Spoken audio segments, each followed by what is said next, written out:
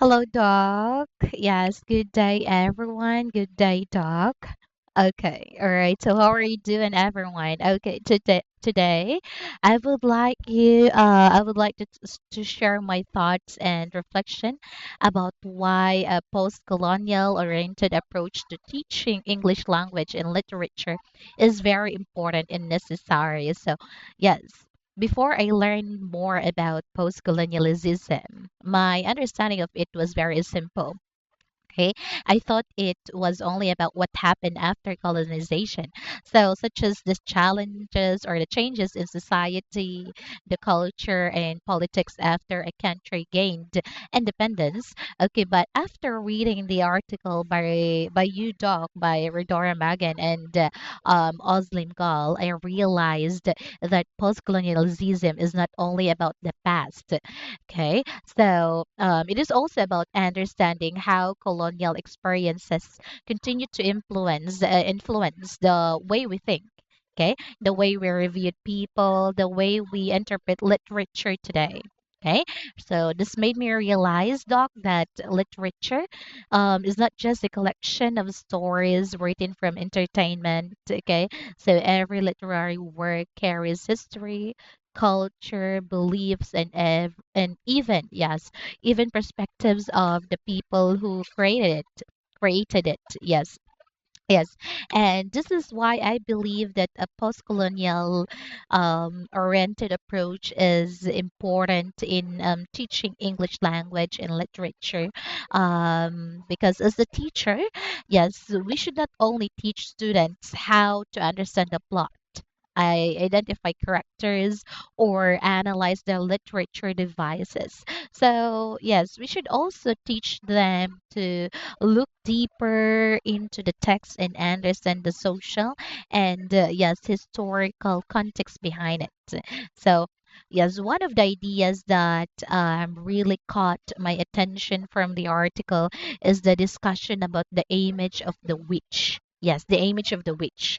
So, especially how women were viewed before and during colonization. So before Spanish colonization, everyone, women like the Babaylan, okay, the women like the Babylon were respected in their communities.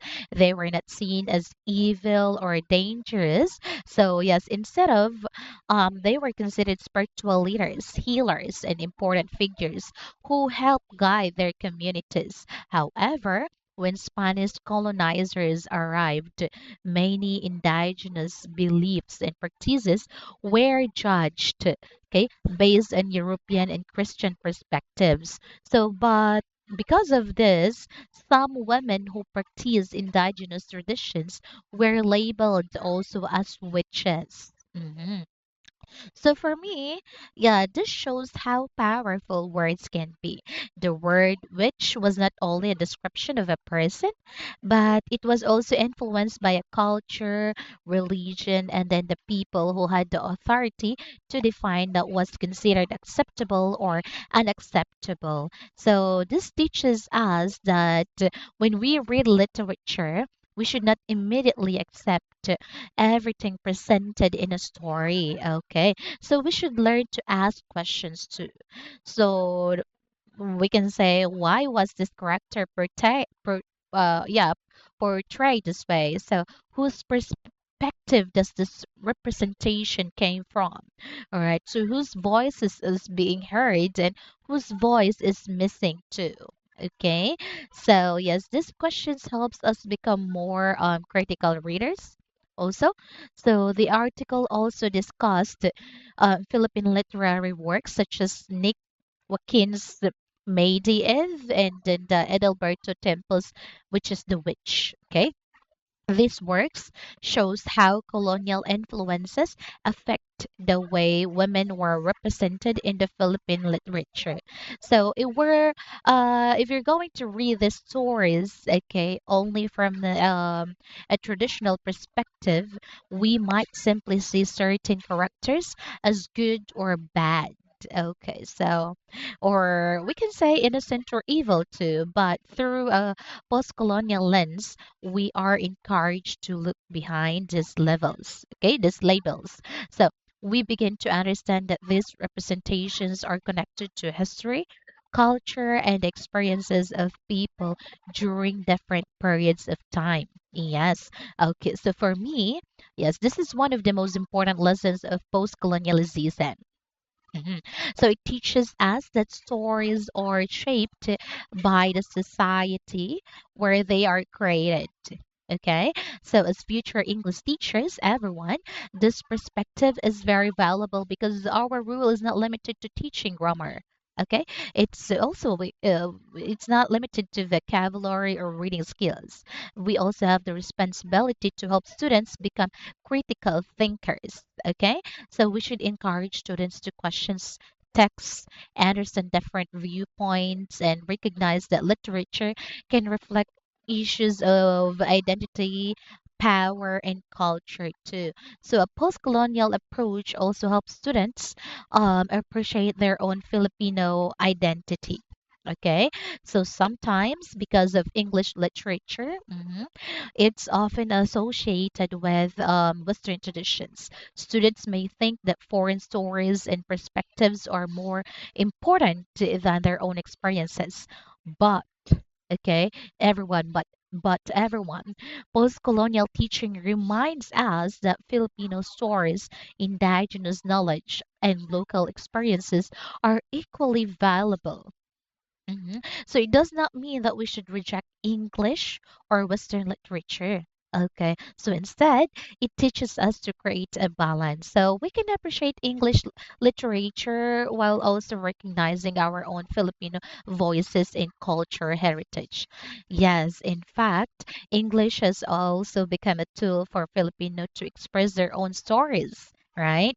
So Filipino writers use the English language to share experiences about family, society, culture, and identity. So this shows that language is not only connected to colonization, it can also become a way of for people to reclaim their voices and share their own perspectives with the world.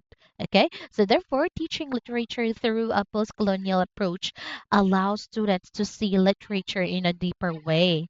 So they will learn that the story is not only about characters and events. Okay, it is also about history, culture, struggles, and the people behind those stories.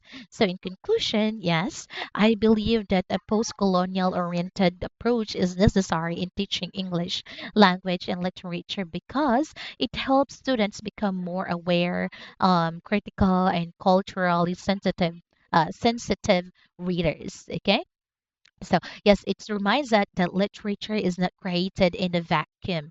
So, every text has a background and every voice has a story too. Okay? Yes. So, as the future educators, everyone, yes, we are not only teaching students, okay? Please remember that one. We are not teaching them how to read English. We also teaching them how to understand the world through English. Yes, okay. So, yes, that's it for today, everyone. Thank you, Doc, and thank you, everyone, too, for listening. Yes, my viewpoint, or yes, about the PDF of the article that okay, Doc Megan sent sent rather in our Google Classroom. Okay, so thank you very much, and I hope to yeah, I hope everyone have a good day today. That's it. See you.